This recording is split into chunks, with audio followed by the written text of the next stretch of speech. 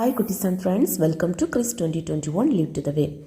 Climate change ஆன உடனே எல்லாருக்குமே இருமல், ஜலதோஷம், காய்ச்சல் அப்படின்னு சொல்லிட்டு ஸ்டார்ட் ஆகியாச்சு.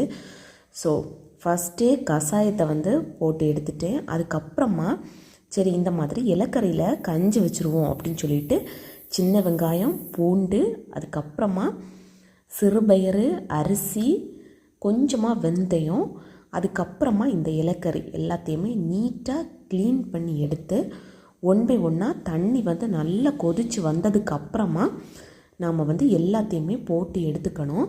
அதுக்கப்புறமா இது நல்லா கொதி வந்ததுக்கப்புறமா தேவையான அளவு உப்பு சேர்த்து எடுத்துக்கிட்டேன்.